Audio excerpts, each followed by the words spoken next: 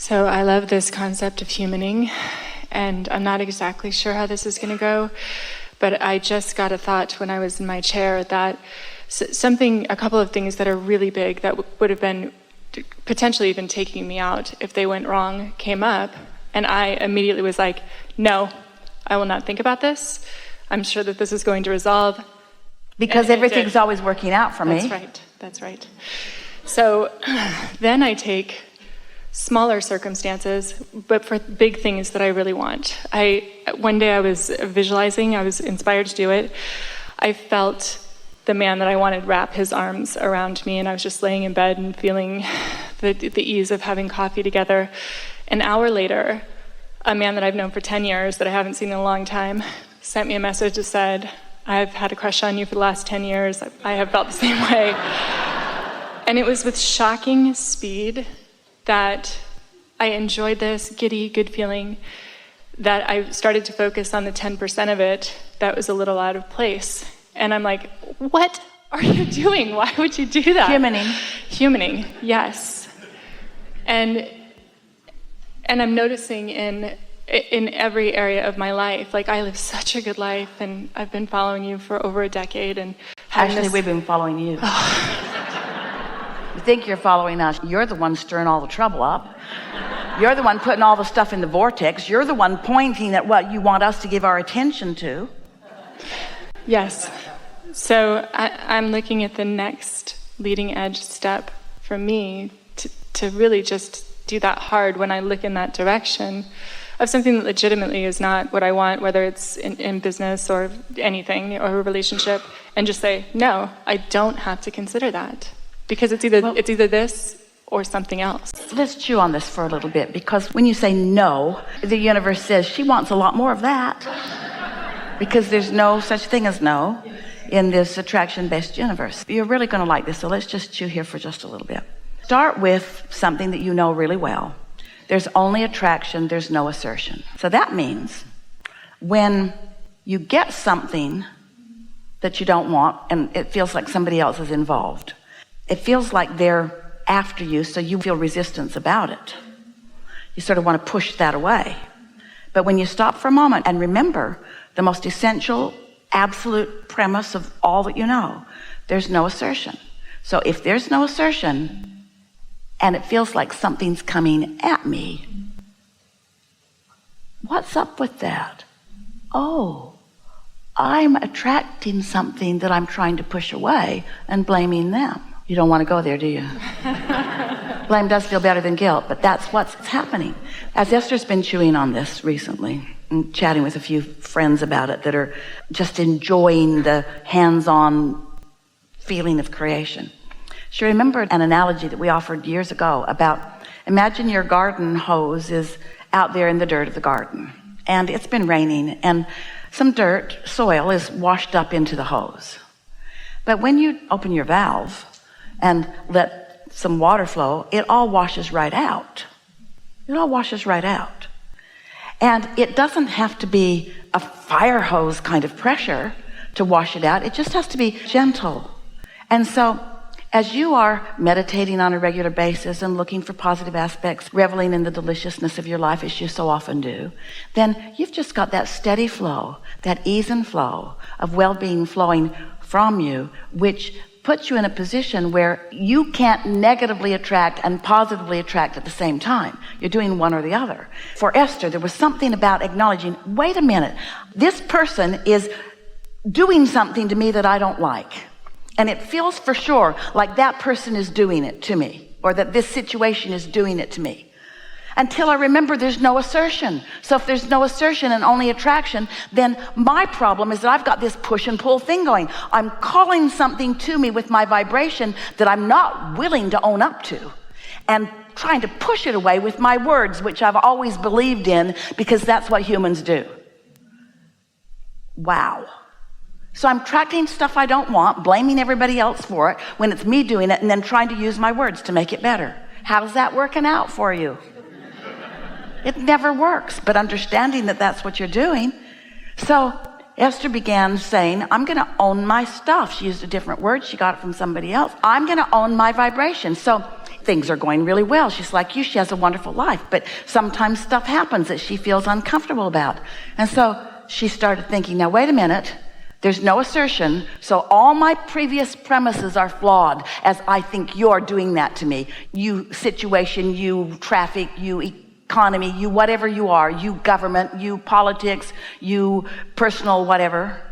If law of attraction, if it's only attraction, there's no assertion, then what is it that I would be well to acknowledge that I've got going on that's making me call that from you? All right, so you're sitting with that for a minute. Does that make sense to you? It's all you. You don't want it to be, but it is. It's all you. Feels like it's them, but it's all you. Damn it. You'd like it to be their fault, but it's all you. It's all you. So what's going on? So how do the others fit into it? Well, you're on an island with them. So let's talk about some of the things that you might be feeling, what it is that you're feeling that brings this to you. So you want to play with us? Yes. Tell us something, if you want, that comes to you, and then together we will identify the vibration that you've got going on that calls it to you. We'll help you to figure out what you've got going on vibrationally that is bringing this thing that you're not wanting to own. Amazing. So he's like, this whole long, you're sexy and beautiful and everything I've ever wanted, etc. And then we're texting, and then like just nothing for 2 days or something. And I'm like, what? Really? And then I make that mean all kinds of things. This one's going to be easy for okay, you. Good. Conversation opens. That moment when you were lying in bed in complete non-resistance, and for the first time in a while, completely lined up with what you put in your vortex. And then because you completely lined up with it, your vibration had risen to the equivalency of what was in your vortex. And then the door opened and the conversation came from him. When you got what you wanted, we're saying it was attraction from under the influence of source. When you got what you didn't want, we're saying it's attraction. So for a moment you were open to what felt good, but then what happened? What happened is something didn't happen. So let's talk about, you're able to see the cause and effect of lying in bed, feeling aligned, and you saw the effect of that. Now, don't you want to acknowledge the cause and effect of your point of attraction for the other? So don't you want to own what's going on in your vibration? What is that? Well, I've had this before where it felt good in the beginning and then it doesn't feel good, and I don't know if I want to go down that road again. Those are the physical words that describe that vibration. What if there's someone even better? What if this is 90% really, really good and 10% What if there's 99% really good? What if this isn't who I want? Doubts are starting to come because you're focused upon this cosmos of the vibrational. So what are you offering vibrationally? Insecurity. What are you offering vibrationally? Give us the emotional words. Insecurity was how it felt. Insecurity. Yes. Uncertain. Not unworthy. Uncertain. Too much. It's not my choice solely. There's somebody else and I'm uncertain, and what if he doesn't choose me but I choose That's him? what this whole conversation is about. This whole conversation is going to lead to the discovery of how we get from each other what we are getting from each other and why. That really is what you're looking for, which is why you've attracted this experience, so that you can understand that, because you're interacting with people all the time. So earlier, as we were talking to you and we said, you got that? And you said, yes, we've got that. So then what we want to say is, okay, now you've got that. Let's see how we're fitting together with other people. Let's see what the other components of the other vibrational offerers have to do. In other words, it's always a vibrational match, isn't it? You okay? You with us so far? All you have to do in owning your stuff is acknowledge, my insecurity is evoking what from him? Insecurity. Defensiveness. If I weren't doing this, I wouldn't be getting that. If I weren't doing this, I wouldn't be getting that. So who's doing this to me? Where's the flaw? Where's the 10%? It's in you, it's not in him. I feel 90% sure of myself and 10% insecure. And why do you feel insecure? Past experience. Your inner being never looks back, so your inner being is not worried about you messing this one up. Yeah. We're saying that playfully. This is a really helpful exercise. Let us just spell it out for you. When you're getting something from someone that you don't want, start by saying, wait a minute, it's not what they're asserting, it's what I'm asking for. All right, I'm going to get real with myself. What's going on in my vibration? Esther found something yesterday and the day before in her vibration that she has been denying for her entire life. And it showed up in an exchange with someone she loves. And suddenly, there it was for her to see. There it was, something that she did not believe that was there. An old thought that she used to think a long time ago that's still right there. And because it's there, the other person isn't even acting on a conscious basis often. Law of attraction's just got hold of them because you're running the show with your vibration completely. So what you want to say to each and every one of them is, I'm so glad to meet you. You're going to behave exactly as I create you to do. And they're going to say, wait a minute, don't I have free will? Not in my world. Let's clean that up. Of course they have free will, but most people are offering very sloppy vibrations. So when you start slopping up your vibration, then you start getting stuff that you don't want to get, and then you start looking for a different person. But you're going to find it everywhere you go if that's something that's still active in your vibration. Before we move on to the remedy, let's torture each other a little longer here.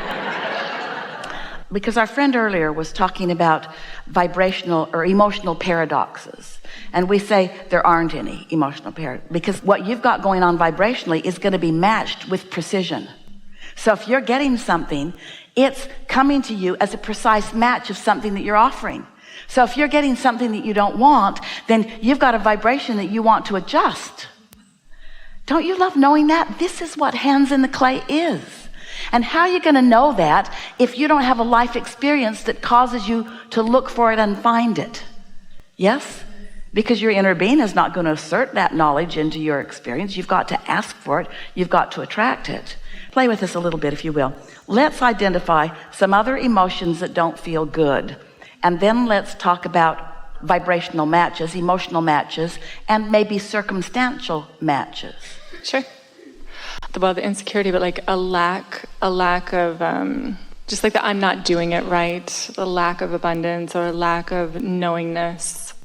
Find an emotional word for that. I feel ineffective. Someone said it earlier and you didn't want to hear it. Unworthy. It's not unworthy, it's more like incapable. Incapable? Yeah. I don't know what to do. I'm doing it wrong. I know what to do, but I am clearly not doing it. Otherwise, what I would want would be coming. I'm doing it wrong. What's the emotion that comes with I'm doing it wrong? Guilt? Shame, anger, yeah. Guilt's the deepest one. Yeah. What are some perfect harmonic, emotional, vibrational matches to guilt? Blame. Mm-hmm. Oh, yes, defensiveness. Yes. But the thing that we want you to hear is that when you feel guilty, you attract blame and then you feel defensive. So you're defending against your own emanation of vibration. Sounds exhausting. But it isn't, because once you get a handle, it sounds exhausting, but we're going to give you two options. You can figure this out, which we're going to do in the next few minutes, or you can train the whole damn billions of people on the planet how to respond to you. Let's go ahead and figure it out. You can start printing the pamphlets now. Here's what I need from each and every one of you. Here's my picture. When you see me coming, these are the things I need from you. Start with your personal family. That'll go well. These are the things that I need from you. Then branch out to your friends. You've got no choice. If you want to deliberately create your own experience, you've got to acknowledge what you're doing vibrationally, which means what you're doing with your thoughts that is causing you to attract unwanted. That's it. That's not difficult. That's easy. And the blessed others just keep showing up and performing for you.